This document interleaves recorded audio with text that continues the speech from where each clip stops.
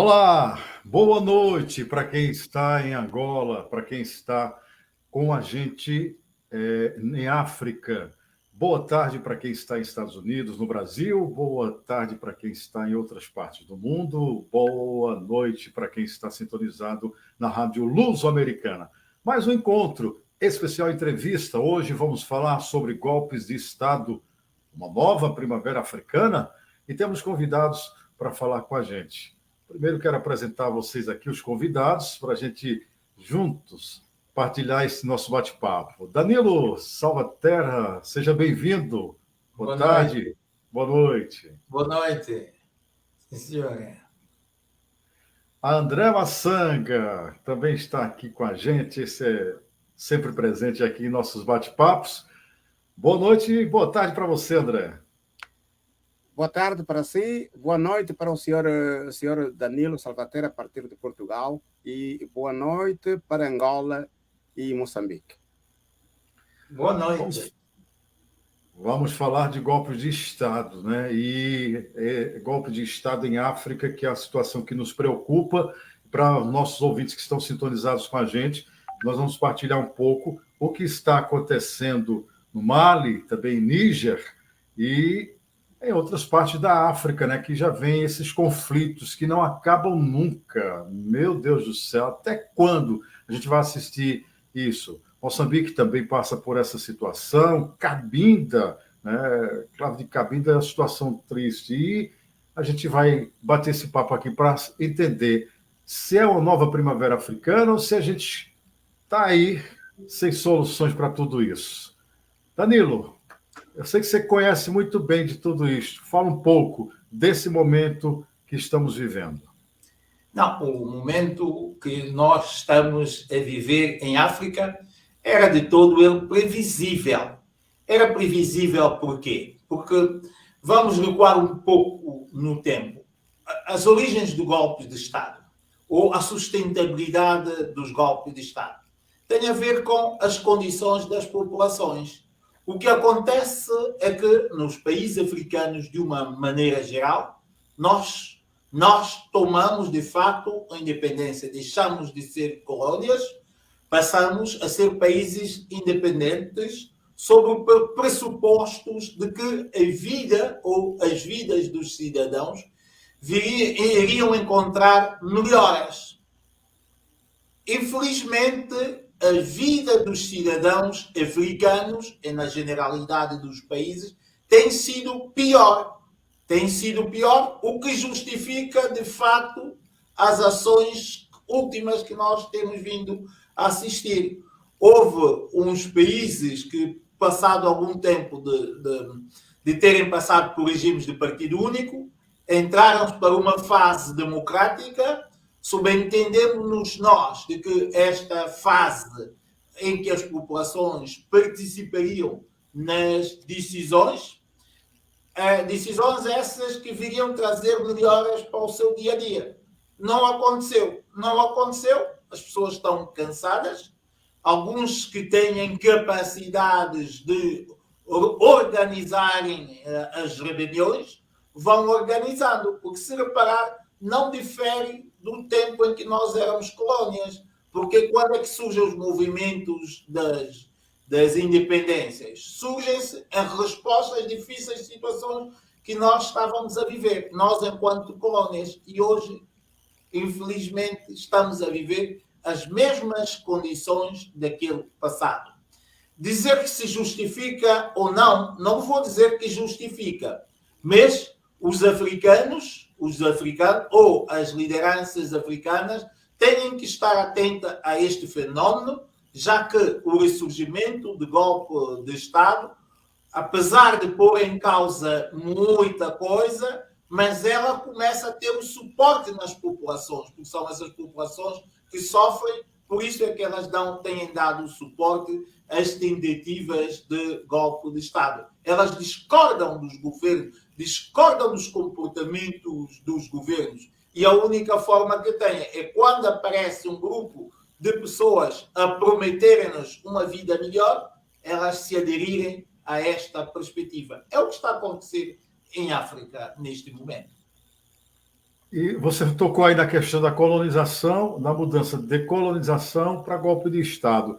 O que a gente vê é que em outros países que saem da colonização começa-se a viver um novo tempo. Na África, em África tem sido diferente, tem sido levar o povo da escravidão para a pior situação. Você concorda? Não, é isto que tem, infelizmente, é isto que tem acontecido na generalidade dos países africanos. É basta ver, para ser mais simples, é basta ver as condições que vivem a generalidade dos países das ex-colónias portuguesas. Comparativamente ao período colonial, as populações vivem hoje pior do que viviam há quase 50 anos atrás. As dificuldades são enormes, não há perspectivas de dias melhores. E é isto que está a levar a essas situações, a grupos de militares a terem suporte quando decidem a fazer uma sublevação. É este entendimento que, infelizmente, as governações africanas não têm tido, de que as independências deveriam servir para melhoras de vida das populações e não para um sufoco. E em determinados casos, deixamos de ser colónias, passamos a ser quase que neocolónias. Mas, neste caso, com o suporte dos nativos ou dos cidadãos dito nacionais dos países. André Massanga, você é consultor de direitos humanos e entende muito bem a relação do direito humano enquanto liberdade. E ouvindo o que o Danilo está colocando, a gente escuta que a África era para ser o país mais feliz, com tantas riquezas que tem, com a população tão forte, né? Forte, deveria ser feliz. É o contrário do que a gente vê hoje na África, não é isso, André? Olha, com certeza, a África tem aquela particularidade que nenhum outro continente teve. Portanto, aquela fase da colonização, tanto fez com que a África entrasse nesse jogo com um pé atrás. Portanto, este pé atrás, durante vários anos, centenas de anos de colonização, fizeram com que a África não pudesse se apresentar ao mesmo diapasão com os outros continentes. Infelizmente, o fim dessa colonização foi de uma forma tão desastrosa que não permitiu que esses países africanos que passavam a independência pudessem realmente usufruir desse direito à liberdade que todo ser humano tem. Portanto, infelizmente, a passagem desses países para a fase da descolonização, portanto, viu-se que saíram do movimento de colonização e passaram a uma outra guerra, que considerou-se como uma guerra fria, através das economias, das lutas das economias. Portanto, nesse caso, houve o bloco esquerdo e o bloco direito, que estavam em fase praticamente de poder apoderar-se de novo a África, e aí, na sua maioria dos países que passaram a essa tal descolonização, acabaram por ficar, mais uma vez, com uma neocolonização através desses movimentos que ou era de esquerda ou era da direita. E nós podemos ver que em certos países essa mudança das tendências, nem se calhar nem o povo foi consultado. O povo simplesmente, como queria a sua liberdade, qualquer movimento que viesse a proclamar a independência, o povo dançava, o povo gritava, o povo jubilava, pensava que encontrava aquilo que esperava, a tal liberdade. Mas, infelizmente, o povo acabou por entrar numa outra fase que acabou de ser, até agora, que nós consideramos, que pessoalmente tenho considerado como uma fase de transição, que praticamente a liberdade e as independências nesses países nunca existiu, porque os movimentos que herderam da colonização acabam por ser tanto novos colonizadores, tanto as mesmas práticas que os colonos usavam, continuam a usar as mesmas práticas, E praticamente tanto houve uma espoliação das riquezas destes países africanos para as colônias. Portanto, nós estamos a viver numa fase em África em que os movimentos que herderam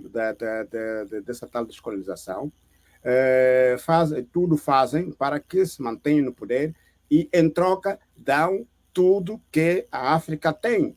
Tudo que deveria servir para os seus filhos, para o desenvolvimento da África, acabam por inverter para poder proteger os seus poderes e continuarem para mais anos. Portanto, é praticamente o que está a se viver, que ultimamente portanto, há uma nova geração que praticamente já não vê isto no mesmo sentido. Portanto, não aceitam que as mesmas práticas que os colonos tiveram continuam até hoje. Portanto, isso veio em grande parte em África e isto tem estado a criar esses movimentos que agora começa a notar de jovens a procurarem reivindicar e reclamar uma verdadeira independência da África. Obrigado. O que nós também estamos a ver é que muitos jovens, diante dessas situações, de ver golpes de Estado, de ver sair da colonização e não ter um novo tempo, muitos vão embora da África. Muitos saem da África. Mas antes de eu perguntar ao nosso Danilo sobre isto, a gente tem um vídeo, não é isso, André? Para ir ao vivo aqui, juntamente para nossos ouvintes entender como está a situação. Isso é lá na Níger. Ainda não sabe, militares tomaram o poder alegando falta de segurança institucional. Eles sequestraram o presidente Mohamed Bazoum, que estava no posto há pouco mais de 2 anos, e em um discurso na TV anunciaram que uma junta militar estava, a partir daquele momento, tomando o controle do país. Esse golpe de Estado é mais um que acontece nessa região onde está o Níger, chamada de Sahel. Essa região é vital para a África, porque ela divide o continente. A parte acima, a parte ao norte, fica o deserto. E a parte abaixo, na parte sul, fica a savana. Então, por isso, toda a comunidade internacional está preocupada com mais essa ascensão militar diante de uma democracia frágil. É mais um golpe de Estado na região. Nos últimos 3 anos, países como Mali, Burkina Faso e Sudão também experimentaram essa ação de militares que tomaram o poder de governos democraticamente eleitos. Por outro lado, cresce na região a importância da Rússia e do grupo paramilitar Wagner. Danilo, ouvindo isto e vendo essas imagens, e o vídeo traz muito bem que países que poderiam viver democraticamente bem são tomados por militares, e aí a população é afligida, perde seus direitos, não tem uma situação de vida boa. E como eu falava após a fala do André, muitos jovens saem da África, vão embora atrás de outros mundos, onde poderia se construir um universo melhor, nem África. Claro, Ailton. O que se passa é que os governantes africanos, na generalidade, ainda não entenderam que estão a desperdiçar o principal recurso estratégico que têm, que são a juventude. A juventude em África, no geral, o que tem feito e que nós temos visto é tentar aproveitar todas as oportunidades que tiverem para abandonarem a África.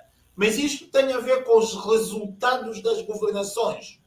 Os governos africanos, de uma maneira... Eu dou um exemplo. O meu país, São Tomé e Príncipe, cerca de 220 mil habitantes, a viverem numa quase que extrema miséria, 90% da população. O que é que se espera uma população quando alguém lhe diz que se ela aventurar para a Europa, mesmo com todas as incertezas, o que é que se espera que esta população faça? É abandonar. E quem está em melhores condições para abandonar? São os jovens que ainda têm a força. Os velhos vão ficando. Logo, não é de estranhar o que se vê nestes países todos africanos. Volto aqui a dizer, a questão da democracia. Porque a democracia não pode ficar apenas pela oportunidade de ir lá votar e desistirmos, ou já não sermos considerados. Em África, é verdade que as populações têm este poder de ajudar, ou de, entre aspas, de escolher. Digo entre aspas, por quê? Porque as populações são famintas. As populações, em troca de alguns cêntimos de dólares, vendem o seu direito, vendem o seu voto para quem lhes promete lhes prometem, mas têm a certeza que não vão fazer nada por aquelas populações. Passado algum tempo, aquelas populações estão completamente abandonadas e não lhes resta mais outra saída senão aventurar.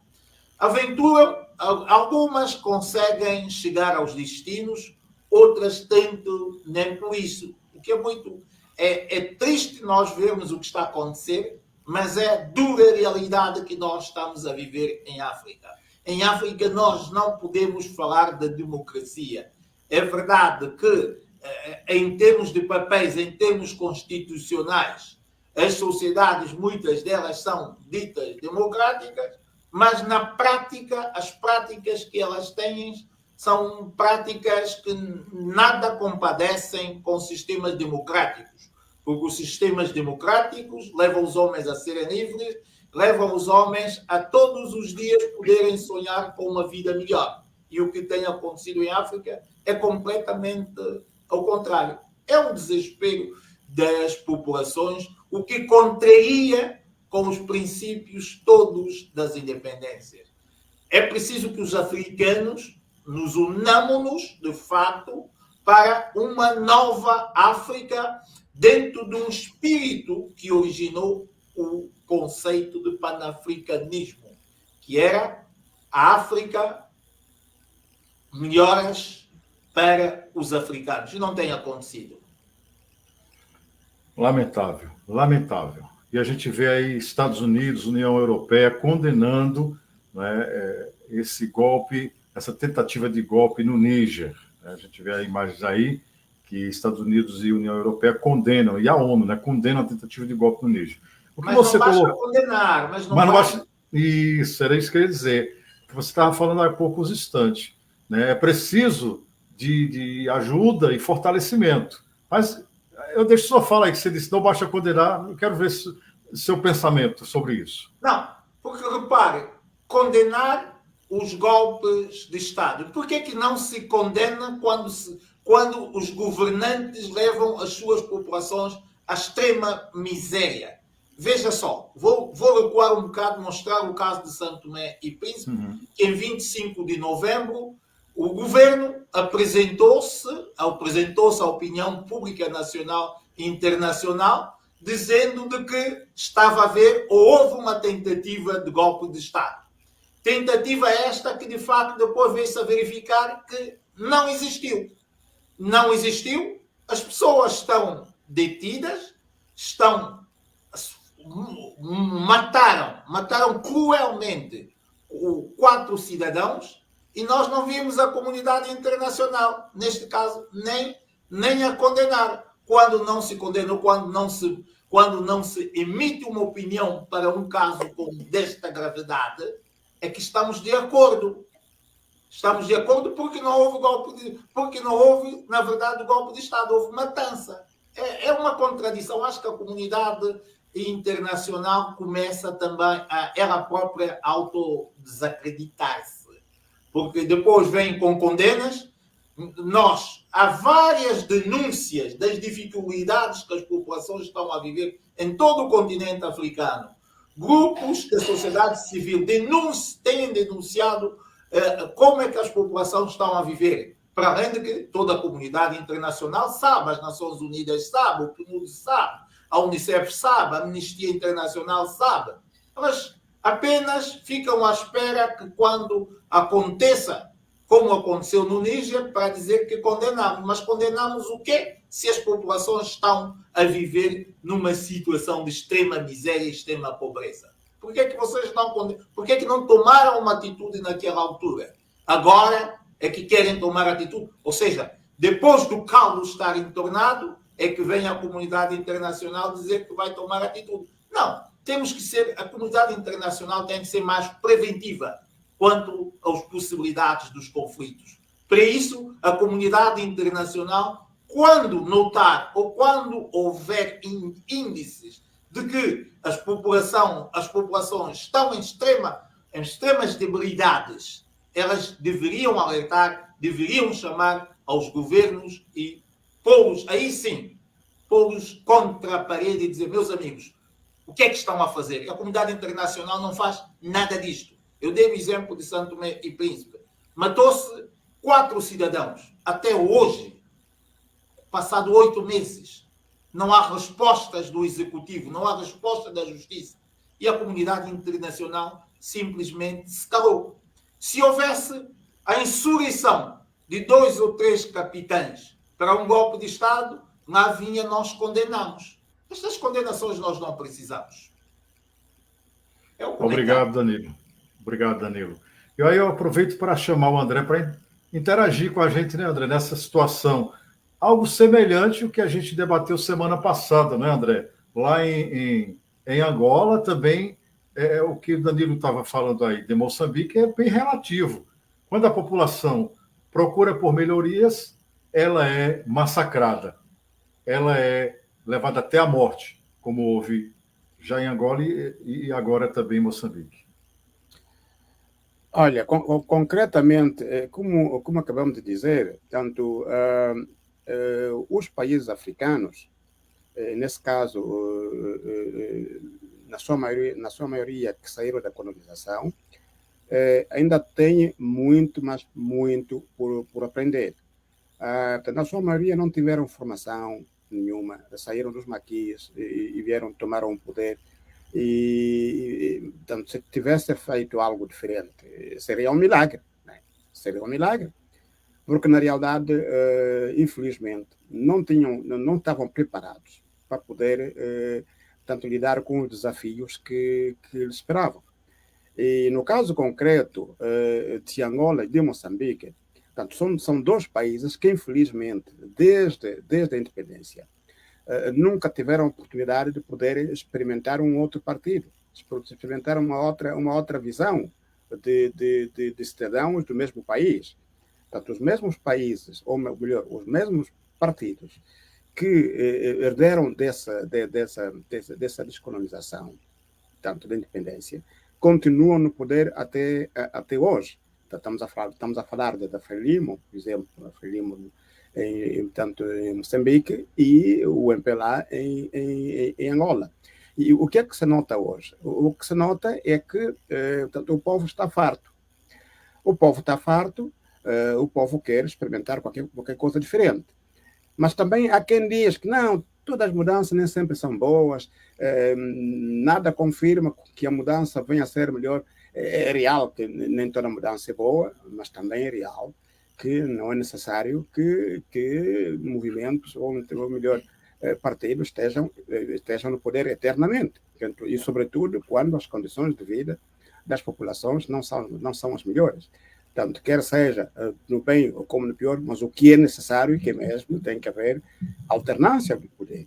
Tanto estes países estão a viver esta fase de alternância do poder, que praticamente os partidos que optaram portanto, que optaram por uma mudança democrática têm estado a trabalhar no sentido de poder levar as alternâncias desses países de forma também democrática. Só que, infelizmente, quem está no poder acha que ganhou, portanto, que é o dono desse país, e que, às vezes, nem as próprias eleições, que deveriam ser o único meio democrático que poderia viver essas tais transformações, ou melhor, tanto alterações, ou melhor, mudanças, e eles não permitem. Portanto, vimos o que passou em Angola em 2022, que o povo disse que queremos alternância, queremos mudança, e o partido no poder colocou tanques na rua, colocou polícia, colocou militares na rua, para impedir o direito do povo reclamar daquilo que eles achavam que era uma fraude. Portanto, e aí aí o grande problema. Portanto, o MPLA quer que as alternâncias sejam, ou melhor, esses partidos querem que as alternâncias sejam de forma pacífica e de forma democrática. E a única via para isso acontecer tem que ser as eleições. Só que, infelizmente, chegando às eleições, depois acabam por demonstrar um comportamento que é antidemocrático. Portanto, imagina, por exemplo, que numa eleição em que não se consegue dizer concretamente quem ganhou as eleições nos municípios, não consegue dizer concretamente quais são os resultados reais. Quando há reclamações, vão para os tribunais não conseguem dar provimento às reclamações feitas. E, no fundo, acaba-se por notar que essa via democrática, tanto, se calhar, não se vai atingir tais mudanças políticas democráticas que se queira. Portanto, isto, de qualquer forma, motiva a juventude a dizer, olha, a via democrática não vai acontecer. A via democrática não vai acontecer, porque já tentamos, não aconteceu, certamente não vai acontecer. E acabam por ter como única opção as manifestações, a tomar do poder pela força, tanto os golpes do Estado, como o que estamos a falar agora. Portanto, é praticamente o que motiva, mais ou menos, se podemos assim dizer, o que motiva com que esses golpes estejam realmente a acontecer em África. E aí a grande pergunta, em 3 anos houve 3 golpes, portanto, houve do Mali, houve do Burkina Faso, e agora está aí o de Níger. Toda a gente condena, mas o condenar não basta. Portanto, há um povo que reclama que queremos mudança. Há um povo que vai às eleições, que elege uma outra pessoa, e esses poderes autocráticos acabam por impor a vontade deles e para poder manter no poder. E essa comunidade internacional, que hoje que está a condenar, não aparece para dizer, olha, realizam eleições justas, ou melhor, essas eleições não concordamos porque foram fraudulentas, ou então o povo reclamou, ou não há consenso, o povo não concorda com os resultados, portanto ninguém diz nada. Portanto, nessa fase, nota-se que o povo acaba por virar-se por si próprio e buscar soluções por suas próprias vias, o que realmente também não recomendamos. Mas aqui o recado é que esses movimentos, esses partidos, que realmente possam jogar aquele jogo democrático, porque estamos em pleno 21º século. Portanto, já não há hipótese de voltar para trás. Temos que avançar. Portanto, tem que aceitar que outros movimentos, outros partidos possam também tomar o poder e poder exercer o poder nesses países. Os países não são reis, não são donos dos países, estamos numa democracia e que é necessário que toda a gente participe. Obrigado. Eu acho que, eu quero perguntar isso ao Danilo, a gente está precisando muito em África de fortalecimento das instituições democráticas.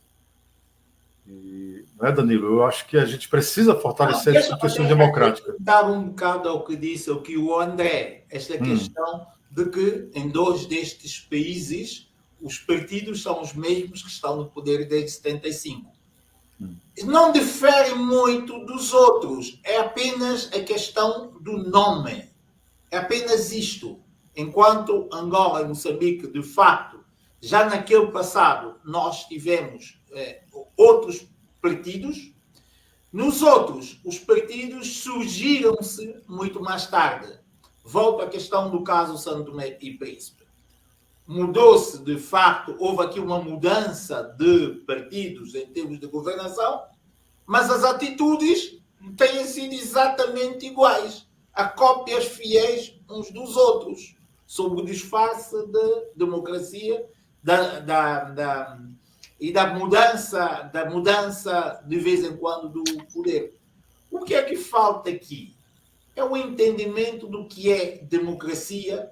E a pergunta é, será que nós estamos preparados, os nossos países estão preparados para este modelo que se convencionou chamar democracia, que para mim é o melhor dos modelos, mas é preciso que as populações estejam preparadas, porque você vai pedir a um analfabeto que vote ele vai pedir a alguém que até o pão para comer tem dificuldade que faça a escolha de quem o vai governar. Não é possível. Noutras sociedades mais avançadas como as europeias, de facto, as populações têm um outro nível de consciência. Estão elas mais preparadas para escolher as suas lideranças do que nós, os africanos. Nós não estamos preparados. É verdade que vai dizer que são transições, que não são necessários todos os passos, é verdade. Mas há o básico que as populações têm que ter para elas poderem ter um poder de decisão, para elas poderem fazer escolhas. Quem está habituado a viver eternamente, vamos lá ver, 50 anos ou quase 50 anos, os países falantes ou da fala portuguesa estão independentes. Os seus povos vivem em extrema miséria, muitos em situações piores do que as que haviam naquele período. Há um obscurantismo. Elas não têm muito para escolher. As suas capacidades não lhes dão assim tanta liberdade para escolha. E não tendo um pão ainda, muito pior. As nossas mentes estão moldadas em função do círculo onde nós vivemos. As populações africanas destes países falando português e os outros, a generalidade vivem em ambientes muito conturbados, em ambientes onde não têm água, não têm o que comer, não têm calçado, não têm escola, não têm nada. E logo as suas limitações são enormes. E tudo isso também são aproveitadas pelos oportunistas, por aquelas outras organizações. Mas voltamos à questão do golpe de Estado. A questão do golpe de Estado só acontece exatamente por isto.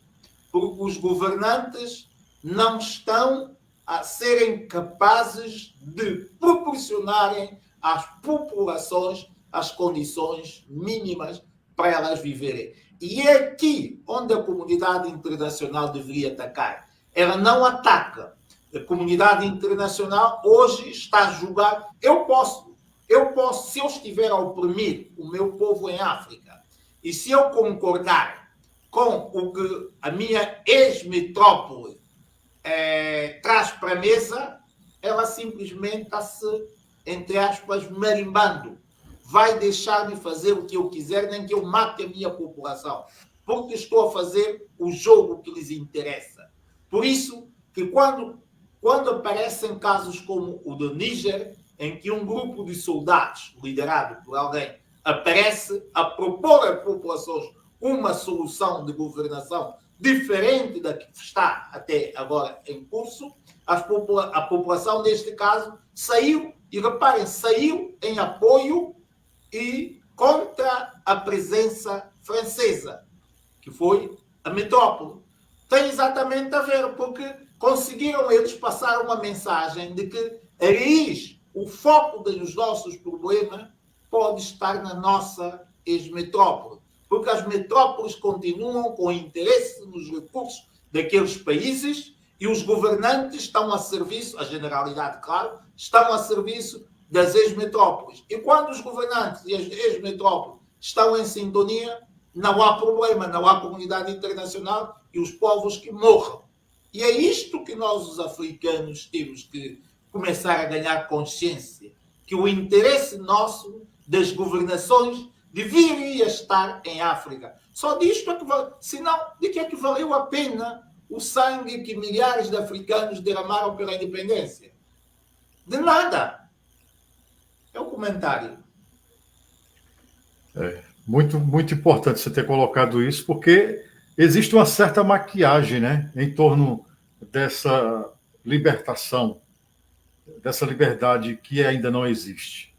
Independência, mas uma independência onde a cada década a gente vê surgir esses golpes de estados, população cada vez mais na miséria, e aí fica difícil das futuras gerações dizerem que a África é um país novo, um país diferente, é um continente novo, é um continente diferente. Não é isso, André? Com certeza, com certeza. Portanto, é necessário, concordo plenamente com as palavras do Danilo, que na realidade, portanto, nós estamos aqui diante de uma situação em que os povos africanos se sentem como abandonados. Portanto, eles reclamam e eles fazem manifestações, e depois essas manifestações são reprimidas fortemente, e morrem pessoas, e depois ninguém diz nada. Portanto, ninguém diz nada. E pronto. Aqueles povos que acabam por, portanto, obedecer e acreditar que amanhã pode ser melhor, quer dizer, passam depois, portanto, décadas e décadas,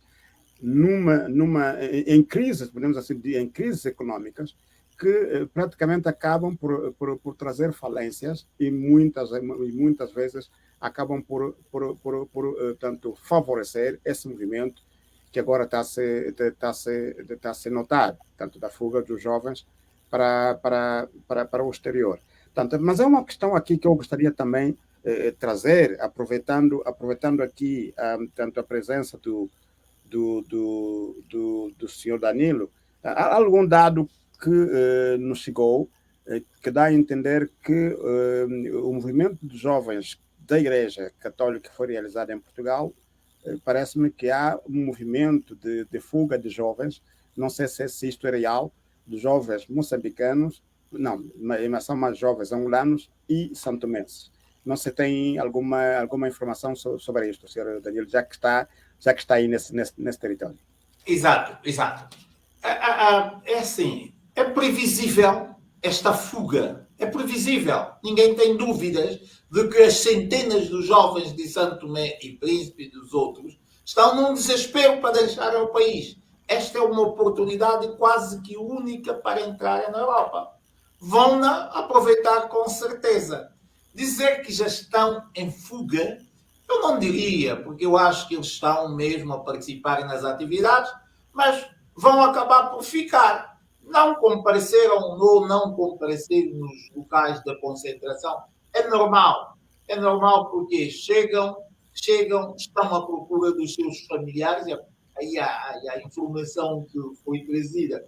Então, os jovens porque repara, as comunidades africanas desses países estão concentradas fora da Grande Lisboa.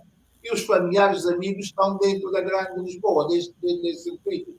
Aproveitaram estes dias pré-concentração para encontrarem-se com os seus familiares. Mas ninguém tem dúvidas de que vão acabar por ficar. Poderão e vão participar das atividades. E o que eu tenho entendido é que estão a participar, sim, mas não vão regressar. Mas isto é óbvio, porque é uma oportunidade única face à miséria que vivem, face à falta de perspectiva. É só você pensar que de Santo Tomé e Príncipe já saíram este ano mais de 1000 jovens e outros tantos estão à espera de um visto. Mal consigam o visto, vão sair. E todo mundo em Santo Tomé e Príncipe, por exemplo, jovens e adultos estão a venderem as suas pertenças para saírem do país, porque não aguentam o que se chamou ou que a comunidade internacional está a entender como democracia em Santo Tomé e Príncipe. Só continuam a entender que o momento que se vive em Santo Tomé e Príncipe de hoje é um momento democrático, porque deve interessar aqui a grupos, deve interessar a CPLP, Portugal, para fortalecer a sua posição, e não está preocupada com o que sofrem as pessoas. Isto é dizer, meu caro, dos santomenses que vieram, mais de 80% vão ficar. Dos moçambicanos, com certeza, os cabo-verdianos também. E o que é que vai acontecer aqui? É o fenómeno, provavelmente, por isso é que se especula se Cabo Verde, Guiné, Cabo Verde e angolanos, vejo na imprensa que já desapareceram. Porque é assim, quem vem, quem está cá, uma vez estando... O cabo-verdiano, quando chega hoje a Portugal, já sabe as dificuldades, procura outros desafios fora de Portugal. as fronteiras agora estão abertas, ele pode sair para além de Portugal. Os angolanos também têm uma outra expectativa em relação ao mundo. Fronteiras estão abertas, pode sair. Os santomenses são os mais acomodados, vamos ficar aqui em Portugal. Por isso é que não se, nesta primeira abordagem de fuga, não se tenha falado dos santomenses. Mas os santomenses estão preparados, não tenham dúvidas, estão preparados para a fuga. Os guineenses estão... Não é fuga, não vou dizer fuga.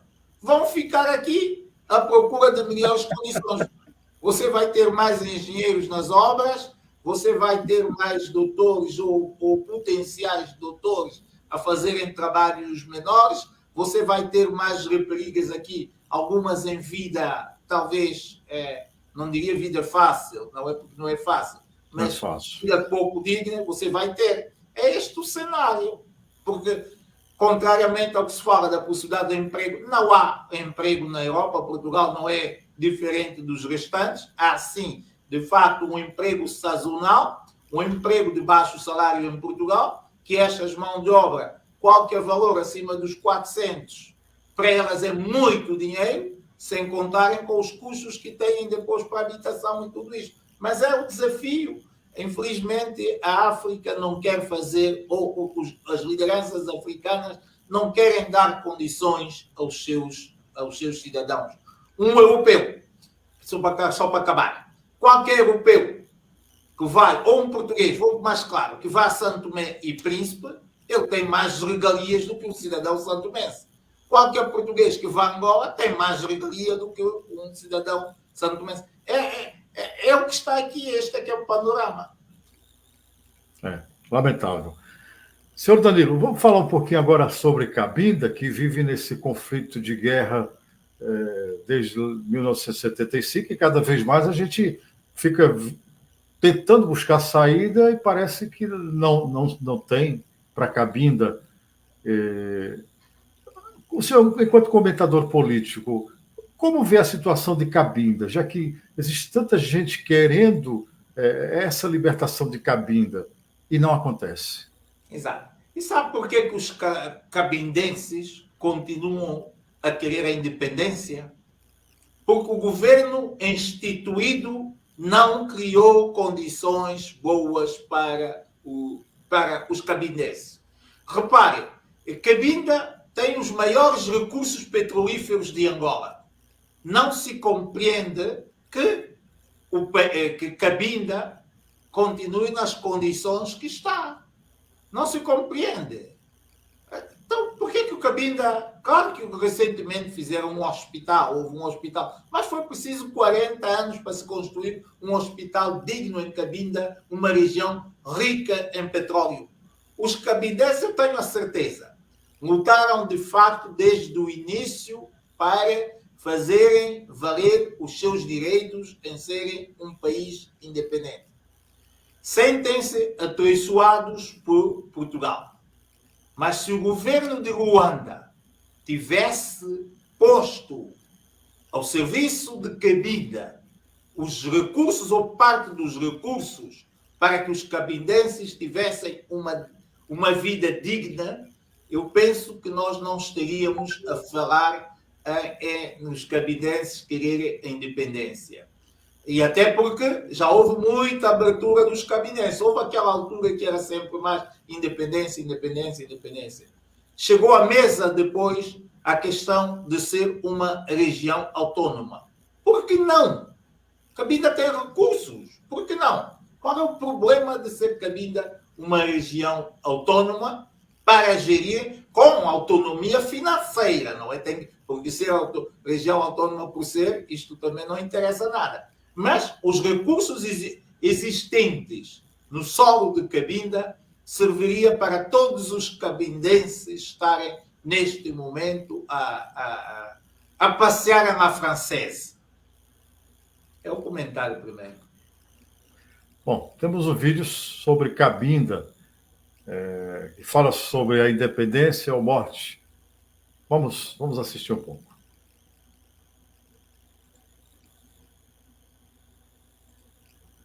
Mais mortíferos combates que ensanguentam a terra angolana neste momento são agora travados entre angolanos e cabindenses.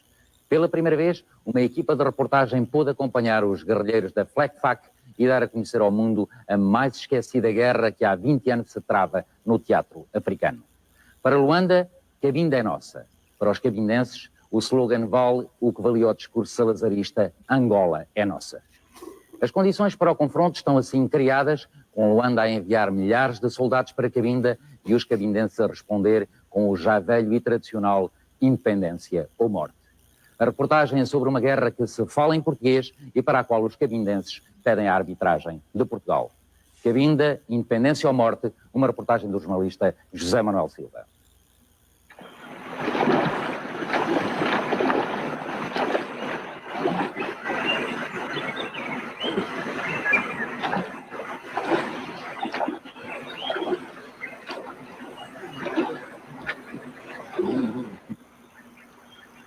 Não foi bom também, sim.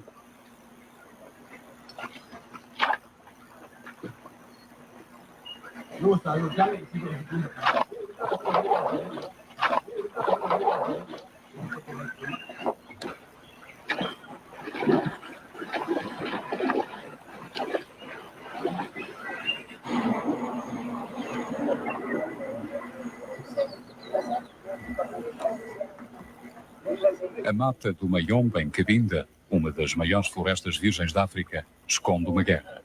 Uma guerra esquecida em que guerrilheiros cabindenses e forças armadas angolanas protagonizam um combate sem tréguas. Já lá vão 22 anos, o tempo que passou desde que os portugueses descolonizaram os territórios ultramarinos.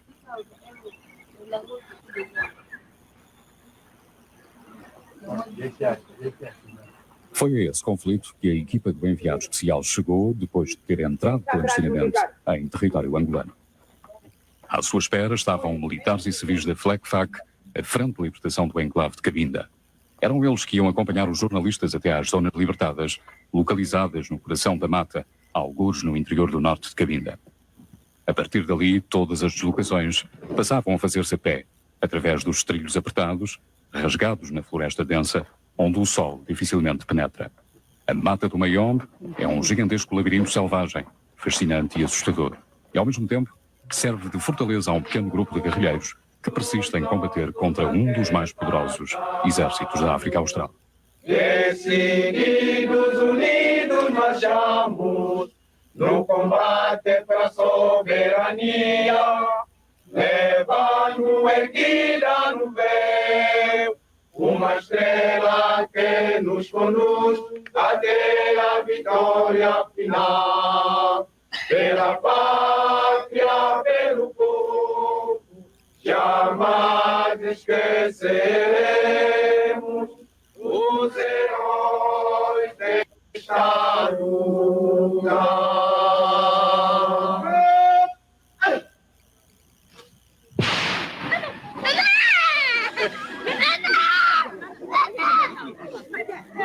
Abaixo a ocupação angolana. Abaixo. Abaixo a ocupação angolana. Abaixo. Abaixo angolano. Abaixo. Viva a independência de Cabinda. Viva! Independência de Cabinda. Viva!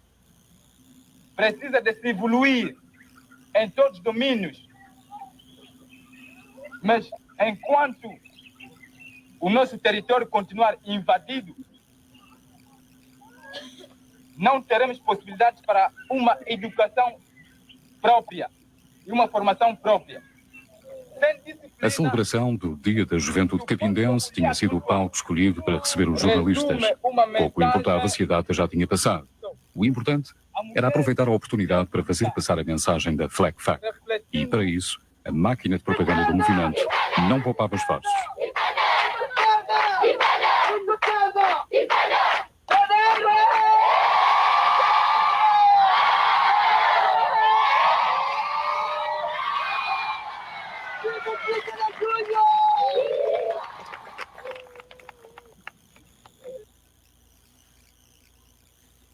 E aí eu pergunto a vocês, será que vamos ver em breve essa independência de Cabinda? Seu Danilo? Eu não creio que vamos ter esta independência de Cabinda. Não creio que vamos ter. Não creio que vamos ter porque o poder o poder em Luanda é muito forte. O poder em Luanda tem muita influência. É verdade que esta guerra já perdura bastante tempo sob um silêncio e vai continuar. Ninguém está interessado com vidas de africanos. Os europeus não estão interessados com a vida dos africanos. Os americanos não estão interessados pelas vidas africanas. Quem deveria estar interessado pelas vidas africanas, que são os africanos, também não estão interessados. Cabinda vai se resumindo, e tem estado a resumir, não é por acaso que esta luta já demora mais de 40 anos e sem solução, não é por acaso. É um problema que ninguém quer tocar. E não vão tocar, porque Angola tem poder. Angola tem poder. Cabinda tem recursos, é verdade. Continuo aqui a dizer que acho que já houve uma proposta para autonomia. Penso que seria uma solução mais razoável pelas falhas cometidas pelo governo português quando, em 75, negociou a independência, porque este problema teria sido corrigido naquela altura. Não se corrigiu, já passaram quase 50 anos e não vão corrigir. Os cabindenses vão lutar, mas vai lhes faltar forças no futuro, porque todos estão interessados, as forças internacionais fluem ao lado de quem tem poder, quem tem petróleo, quem tem dinheiro. Os cabindenses dificilmente vão ter aliados como o Portugal, dificilmente. Portugal já o demonstrou que não quer fazer esta aliança. Mas eu penso, a minha opinião particular, ganharia muito o território, vou usar aqui a linguagem, talvez que os cabindenses não gostarão de ouvir, mas vou usar, de Cabinda ao Cunene, ganharia muito aquele país todo, de Cabinda ao Cunene, se as condições de vida das populações de Cabinda ao Cunene fossem melhorando, e Cabinda, com a vantagem de ter na sua posse os recursos, os cabindenses hoje estariam quase que a viverem, claro que haveria aqui com certeza o espírito da solidariedade nacional, o espírito da solidariedade nacional, mas os cabindenses estariam quase a viver como vivem os senhores árabes de Dubai. Há todas as condições para que os cabindenses possam viver assim e sem pôr em causa a solidariedade nacional, que os recursos, nesse caso, os recursos serviriam para melhoras de vida de todos e não só os cabindenses. Até os mentores ou até os defensores da independência, eu acho que se vissem que de facto as condições de vida dos cabindenses ou Cabinda no seu todo estava a melhorar, ninguém iria à luta. Ninguém vai à luta quando já não tem fome, quando não há pobreza, ninguém vai à luta. Agora eu a ver o meu filho nas condições que se vê em Cabinda, eu também, se fosse cabindense, estaria disponível a me sacrificar. É pena. Mas esperemos que de facto o governo encontre uma ponte de diálogo para manter Angola unida com Cabinda, região autónoma política e financeira, sobretudo financeira, manter, porque quanto mais juntos estivermos, mais fortes seremos. Mas não é na pobreza. Para a construção de uma Angola de Cabinda ao Cunene, eu acho que seria um país mais respeitado se houvesse, de facto, uma Angola de Cabinda ao Cunene ou de Cunene ao Cabinda, mas com a pujança, com a dignidade que os povos deviam ter. E os cabindenses estariam a viver como nós vemos alguns árabes, os de Dubai, quando a gente vai toda a gente vê aquelas condições. Agora, para os cabindenses estarem a viver na mata, com tanto sacrifício, não têm água, não têm hospital, não têm nada. E tanto petróleo, esse petróleo vai para onde? É o comentário.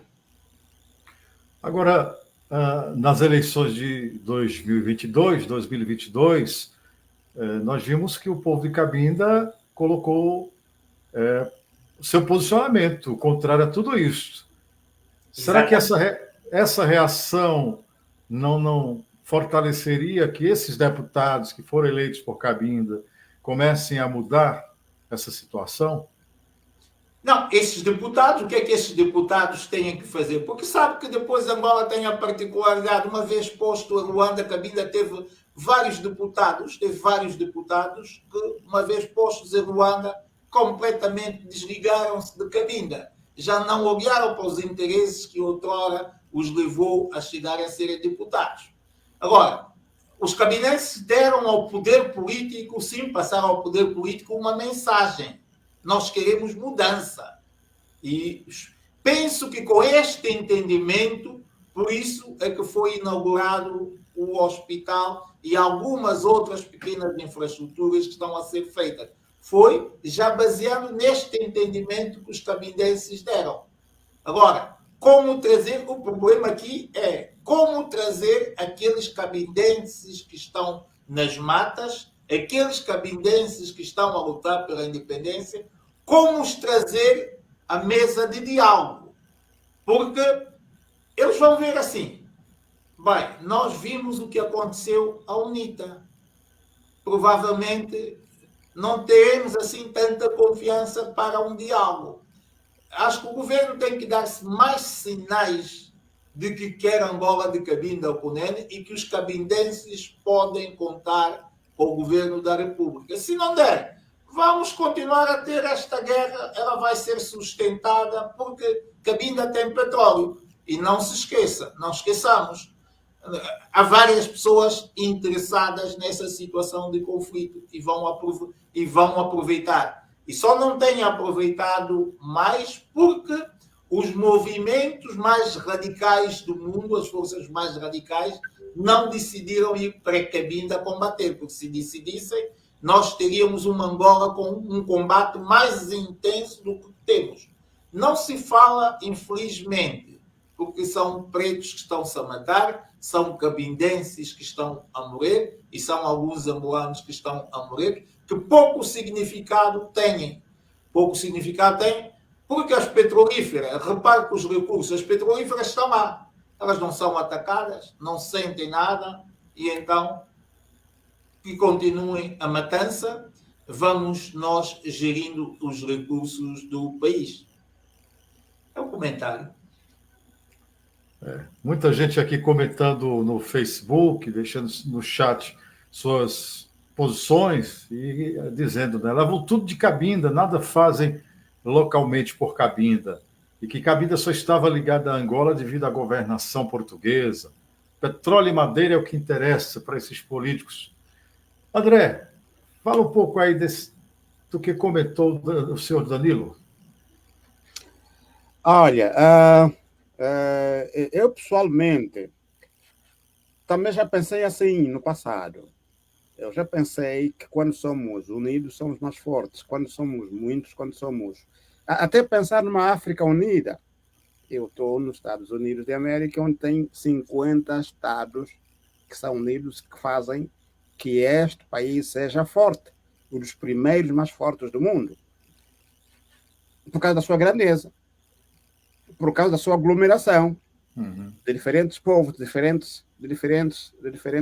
na realidade são diferentes países, são mesmo países. Mas o que depois me decepcionou é que, na realidade, esta união só é perfeita quando saímos do interior para o exterior. Portanto, a vontade de união tem que sair do interior, não tem de sair do exterior.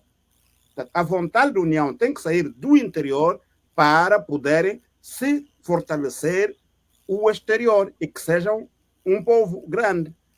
Mas se essa vontade de união for imposta, for de alguém que está mais acima para impor os outros, não funciona, infelizmente. Portanto, já pensei assim também, por que não, já falei da União da África, por que não falar da União do Congo? Os Congos, os 2 Congos, Cabinda, Angola, um único, seria muito forte. Seria muito forte. Mas por que é que não se pode falar disso também? Porque simplesmente não há vontade política interior. Portanto, se não houver essa vontade política interior, o exterior, o conjunto todo, não vai funcionar. É o que está a acontecer em Cabinda. Portanto, a vontade política da união interior não existe. Portanto, o que está a acontecer é uma vontade do exterior a tentar impor o interior para que seja um povo, quando os outros dizem que não. Portanto, eu acho que devíamos partir primeiro da liberdade da expressão das pessoas, a liberdade de sua autodeterminação como um povo. Esse é um direito internacional. Portanto, o povo tem de ser livre de dizer que quer fazer parte da estrutura toda de Angola. E não lhe pode ser imposta por uma arma apontada na cabeça, que aceita ser Angola. Se não aceitar, te dá um tiro. Portanto, esta união não é perfeita. Portanto, ao não ser perfeita, infelizmente, nunca dará resultados positivos. E eu concordo também quando diz que as potências não olham porque o interesse deles está salvaguardado. Eu concordo também, mas os tempos mudam. Os tempos mudam. E estamos a falar agora de golpes de Estado em África. No vídeo que mostramos aqui, viu-se logo que depois das manifestações da população, aquele júbilo, portanto, de poder, de ter recuperado o poder que estava nas mãos dos políticos, já está agora a apoiar o golpe, saíram umas imagens aí do Wagner, imagens da Rússia. Portanto, o que é real é que os tempos estão a mudar e é necessário que as pessoas consigam fazer a leitura dos tempos. Porque o problema de Cabinda, o facto de ter riquezas em Cabinda, também é um elemento que consiga, que define, portanto, que justifica que essa situação pode não permanecer para sempre. E estes interesses do estrangeiro, essa posição, esse posicionamento do exterior, das grandes potências, pode não permanecer para sempre. Portanto, tudo é possível, estamos num mundo dinâmico. Portanto, é necessário que hoje, quem tem o governo, quem faz o governo, quem manda, possa tomar em consideração essas situações todas, buscar soluções a partir deles próprios, não esperar que essas soluções lhes sejam impostas, porque as soluções impostas, muitas vezes, podem sair do controle. Portanto, eu tenho a certeza absoluta que, ao continuar a situação de Cabinda como está, primeiro é que quem manda, quem tem o poder em Angola, não considera, quer dizer, não vê aquilo como problema. Morrem angolanos, morrem Cabindas e desfaz como que não morreu ninguém. Agora está-se a falar, por exemplo, estamos a falar do impeachment que está a se passar em Angola, em que se acusa o presidente de não ter agido quando mataram manifestantes. Mas também o mesmo presidente não agiu quando mataram militares angolanos em Cabinda, na guerra que se passa em Cabinda. Até há imagens, que nós vimos imagens de angolanos com fardas e tudo, que foram mortos na mata, do Baiomba, em Cabinda.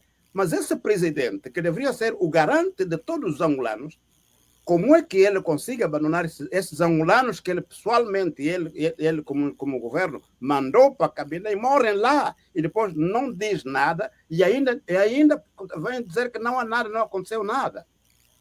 Portanto, essa é uma má-fé que não se consegue considerar a alguém ou a um movimento que diz ser para o povo.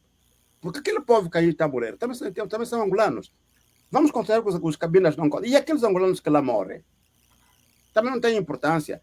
O facto de atravessar a fronteira de Angola, né, para Cabinda, entra-se numa região em que a morte é permitida, em que a morte não tem valor. Se morrer aí o angolano que mora aí em Cabinda, não vale, não conta, porque está num terreno que a vida não tem valor.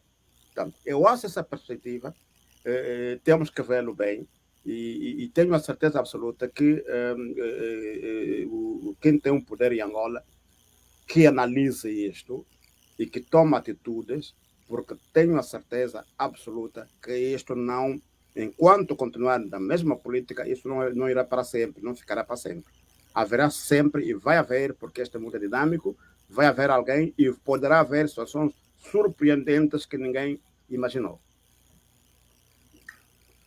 Bem colocado o que você falou agora, e o senhor Danilo está a ouvir? Não, o André disse, e bem, o mundo político é dinâmico, a geoestratégia, a geopolítica está a mudar e nós precisamos estar atentos a esta mudança da geopolítica. Os interesses geopolíticos também estão a mudar. Não foi por acaso a Cimeira, a Rússia, União Africana. Não foi por acaso. Tem tudo a ver com a geopolítica que está a mudar e cada um vai buscando os seus interesses, vai buscando posicionar. O que é que tem faltado à África ao longo deste tempo? É ter uma ideia e defenderem a África. As lideranças africanas não têm defendido a África e no mundo que está em mudança. Porque, reparem, tivemos africanos na cimeira com a Rússia, alguns países com certeza demonstraram seu apoio à Rússia, outros não tanto. Quando fazemos cimeiras com a União Europeia, o que é que acontece? Exatamente isto. Os países mais dependentes também unem-se aos critérios que são definidos pela União Europeia. Não trazem nunca os seus projetos. Vamos lembrar aquela grande, que para mim foi a maior das conferências das Nações Unidas, da Assembleia das Nações Unidas, em que participou Muammar al-Gaddafi. Ele foi muito claro quanto à necessidade de se defender os interesses da África. Ele não teve do seu lado os africanos. Os africanos posicionaram-se do lado ocidental, porque naquela altura o mundo também estava menos bipolarizado do que hoje. Porque o mundo hoje há uma tendência em estar mais bipolarizado ou até tripartidarizado. Porque repare que a influência, a Ásia começa também a ter força. Os países asiáticos começam a ter força. E nós precisamos entender isto. Mas o Gaddafi defendeu a União Africana. E era o único que defendia a União Africana e que estava disponível a esforçar os recursos do seu país em prol da África, coisa que muitos de nós não entendemos. É só perceber das autoestradas que estavam... Claro que ele tinha interesse em pôr a Líbia como centro.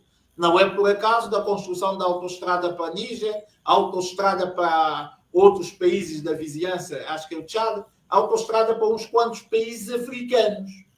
E ele defendia a outra mais. Defendia que a África, quando fosse a negociar com a Europa ou com os países africanos, quando fossem negociar com a Europa ou com os Estados Unidos ou com outros, que não fôssemos individualmente países, que fôssemos num contexto da região.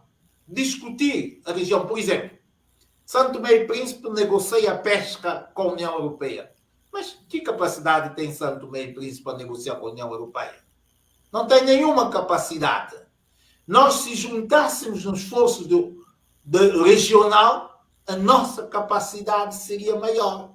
E até porque os negociadores são maiores, têm outras valências. O Gaddafi defendia a nova ordem que, repare, hoje ouve-se assim muito timidamente alguns líderes africanos a dizerem da necessidade de países africanos estarem também no Conselho da Segurança. Mas quando o Gaddafi defendeu, estes líderes todos calaram-se. E muitos estão no poder ainda hoje, calaram-se, nenhum saiu em defesa disto. Claro que isto era uma ameaça para o Ocidente. Era uma ameaça que depois decidiram juntarem-se e fazerem o que fizeram, que nós sabemos. País africano você não viu. Ou seja, esta tendência dos africanos não se apoiarem já não é só internamente em cada país, os habitantes, as populações, não. É das governações. A África está a precisar de governantes africanos, governantes que tenham interesse que o africano tenha uma vida boa em África. Por isso é que em 2011 havia um projeto da Líbia que o projeto chamava-se Regresso, Vida Digna na Europa ou Regresso Seguro à África. E é isto que nós temos que pensar, que o africano que venha emigrar para a Europa ou para qualquer país ocidental possa ter uma vida digna, ou senão o seu regresso em África condigno. Isto impõe trabalho, impõe boa governação, impõe valores, impõe a não corrupção, coisa que os dirigentes africanos não estão disponíveis e têm o suporte nos seus aliados que estão nos ocidentes, que apenas o que querem, enquanto vocês... Veja só, agora, a questão do Níger. Qual foi a primeira medida? E por que o povo veio à rua? Temos que entender por que o povo veio à rua. Porque o presidente atual, que foi por via do golpe de Estado, não é a melhor solução, mas é a solução face às dificuldades que se vivem, porque por meios democráticos eleitorais não se derruba o poder corrupto em África. Por meio não se desfaz. Estão instalados, têm as suas máquinas, as controlam, vão às eleições e vão ganhar porque têm dinheiro, vão ter apoio do Ocidente. Foi por este caminho. O que é que apresentaram como resposta para as populações? Os nossos recursos já não vão da forma que vão para a França. E o povo saiu à rua. O povo saiu a congratular-se. Provavelmente, se ele não fizesse isto, o povo não congratularia-se com esta decisão. São estas coisas que são bastante interessantes e nós percebemos. Porque os africanos também já estão cansados de viverem na pobreza. Os africanos já estão cansados de serem reféns. Eu gostaria que o meu país tivesse uma base, por exemplo, militar em Portugal. Gostaria. Por que é que Portugal tem que ter o meu país, que é Santo Tomé e Príncipe, ou não? Eu gostaria que um país africano tivesse uma sua base também na Rússia ou nos Estados Unidos. Por que os Estados Unidos hoje podem ter e nós não temos também? Se é uma questão da segurança. Não é, e todos nós sabemos, por exemplo, muito se fala desta questão da pirataria. E é verdade que existe pirataria, e a questão de que eu estava a falar da geopolítica é que a geoestratégia do petróleo também está a mudar. Logo, Cabinda faz parte do foco dos problemas. A geoestratégia do petróleo ao mudar, aquela zona toda do Golfo da Guiné, Cabinda, alto aí, Cabinda tem petróleo, alto aí. Quem mexer com os nossos interesses lá, cuidado aí. Os nossos interesses podem passar por manter ad eterno esta pequena guerra. Esta guerra, digo pequena porque o mundo não fala, porque nem sei quantos cabindenses ou quantos angolanos já morreram em Cabinda, não faço a mínima ideia, ninguém sabe, mas o mundo não fala porque os nossos interesses estão salvaguardados lá e enquanto estiver. Acho que os africanos têm que começar a pensar nesta mudança que dizia bem o André das geopolíticas. Os africanos têm que pensar, começarem a reorganizarem-se para pensarem. E a União Africana, que deveria ter um papel muito ativo, a União Africana não tem papel nenhum na defesa da África. Por quê? São um conjunto de políticos que estão dependentes dos seus patrões, que estão nas governações, nos países onde eles foram colonizados. É só isso que está a acontecer. Mas acredito que o mundo está a reaprender, como dizia aqui o André, com esta mudança que está a acontecer. vamos estar atentos ao que está, ao que virá a suceder com a guerra entre a Rússia e a Ucrânia. Vamos ter que estar atentos, muito bem atentos, aos problemas China-Taiwan. Nós vamos ter que estar atentos a todo esse panorama e que as lideranças sejam capazes de tomarem posições que venham a beneficiar também os nossos países. Saibamos negociar. Por que é que nós temos que ter base? E se não estamos a ganhar nada com isso? É um comentário. Peço desculpa por isso, Alô. Não, foi ótimo, muito bom. E uniu, né? O que a gente estava pensando aqui. André, o que o senhor Danilo acaba de falar é realmente essa necessidade de governação séria que a África precisa. A África precisa, sim, de uma governação séria e eu acho que tem que ser um pouco mais direto aqui e dizer que precisa de novos líderes. A África precisa de novos líderes. Novos líderes, isso. Exatamente. Portanto, as leis existem, eles estão aí, não precisamos de mudar leis. As leis estão aí, até se formos a ver as suas cartas magnas desses países, até são bem concebidos. Tem aí leis, no caso concreto, um exemplo concreto. A manifestação em Angola não precisa de autorização. Está assim na lei. Mas quando tenta manifestar, vêm homens armados com cães e tudo para matar. Para matar. Portanto, para reprimir. Para reprimir. Portanto, aí não é o problema da lei. Aí o problema é do homem. Portanto, a África, sem medo de errar, precisa de novos líderes. E é necessário que sejam preparados, porque essa nova geração não vai abandonar. Uns estão a sair, podem sair, vão para as Europas, vão para a América, mas mesmo se vão para as Europas, não significa que cortaram o cordão umbilical que os liga às suas terras. Portanto, esses jovens vão realmente, os que estão nos países a lutar, e agora há um desenvolvimento tão forte do ativismo, que agora já se faz ativismo em qualquer parte do mundo. Sim. Esses jovens vão, repito aqui, fazer tudo o que é necessário para que realmente essas lideranças antigas, que demonstraram incapacidade de desenvolver a África, possam deixar o poder. Vamos ver, por exemplo,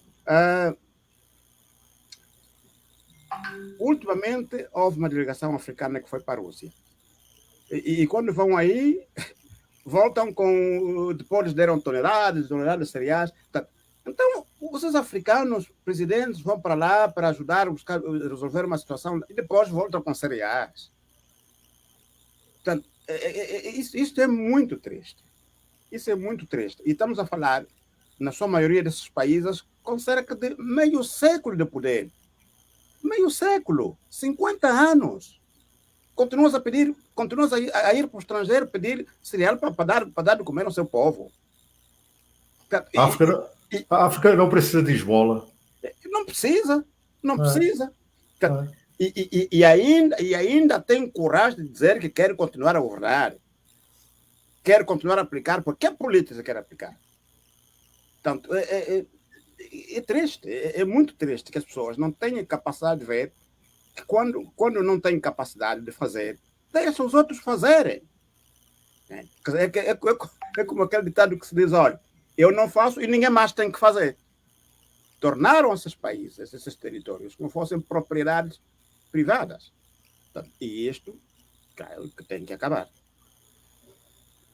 Não, você disse bem, André. Eu até dizia, tá vendo, quando você diz que fizeram daquilo propriedade privada. É verdade, mas é que em todos, contrariamente ao que nós podemos pensar, que houve países em que houve transição comum.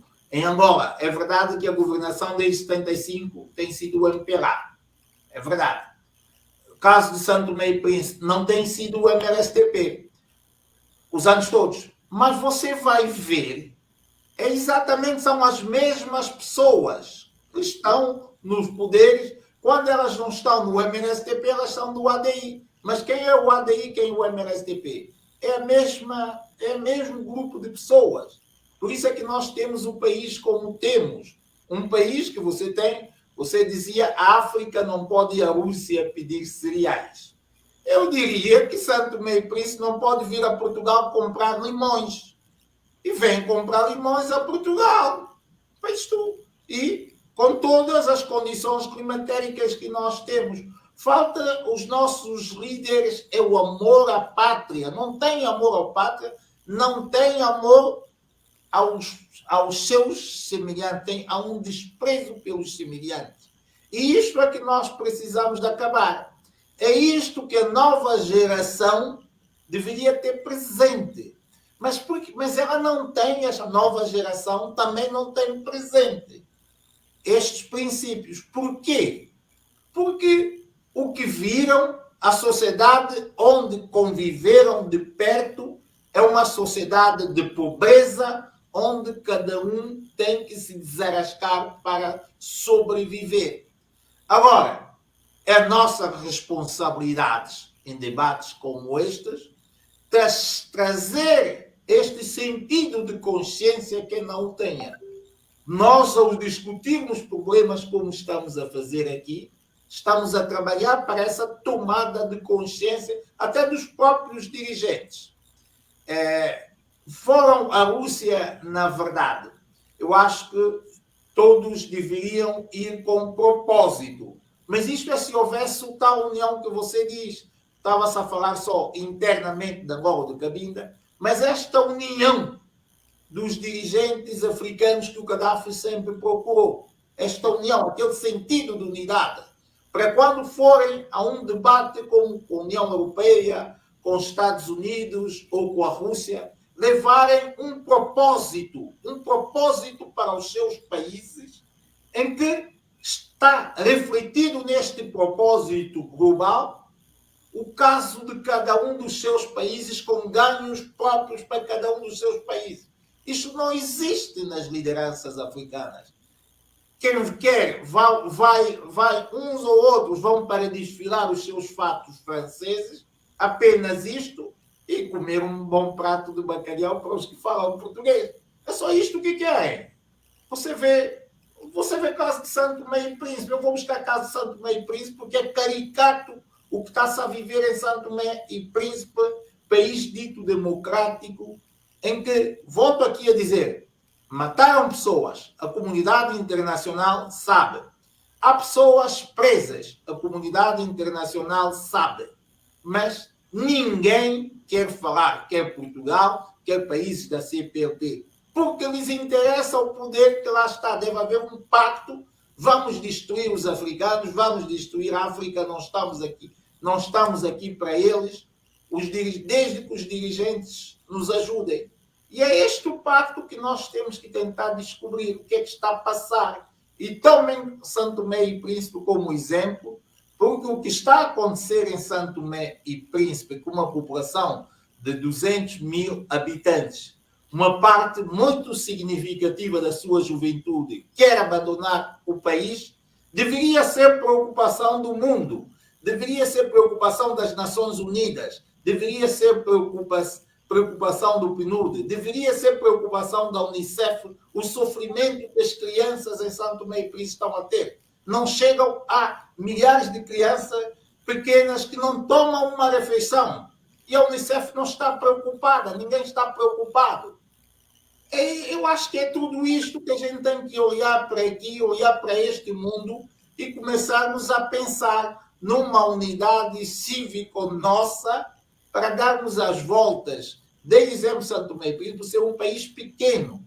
Angola tem 20 milhões, os problemas não são diferentes, tem riquezas que o outro mundo não tem. É como disse as imagens que estou a ver, disse o André.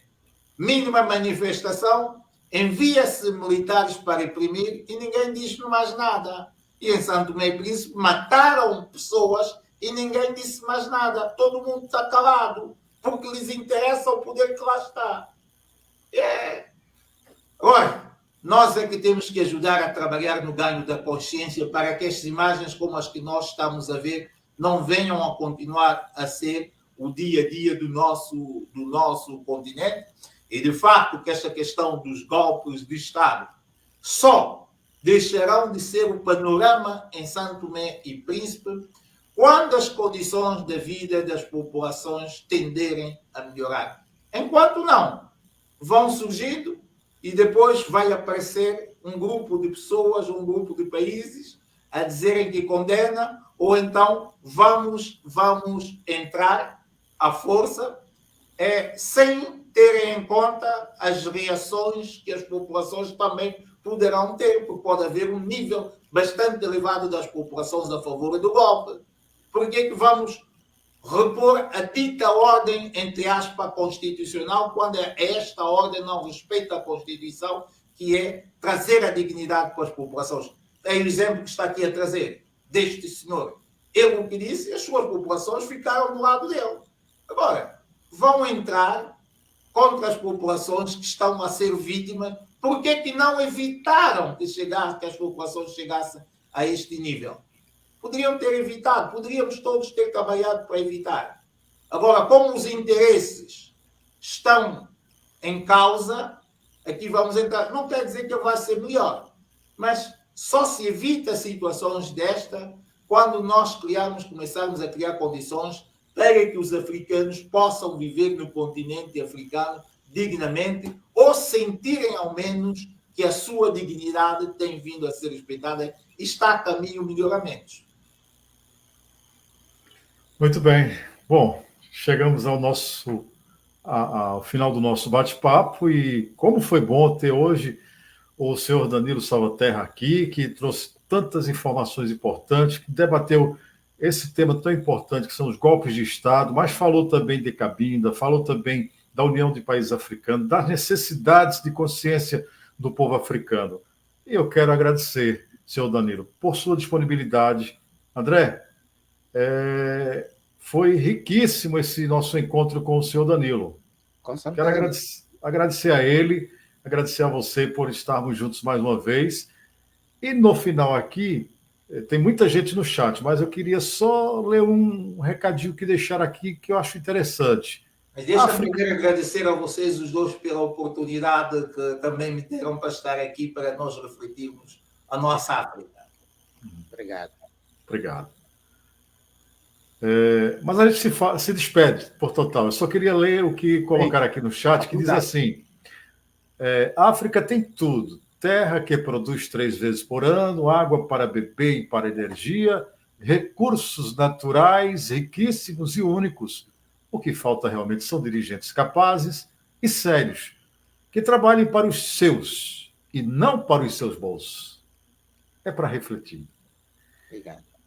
Obrigado a você, André, por mais uma vez estarmos aqui. Obrigado, senhor Danilo. Prazer recebê-lo. E volte outras vezes, senhor Danilo. Obrigado, Danilo. Obrigado mesmo. Obrigado, amigo. Obrigado. Eu quero agradecer aos amigos que estão nos acompanhando em África, desejar uma boa noite a todos. A quem está nos Estados Unidos, um final de tarde maravilhoso. Quem está no Brasil, Portugal e outros países do mundo. E voltamos na próxima semana com mais uma especial entrevista. Um abraço a todos. Até mais.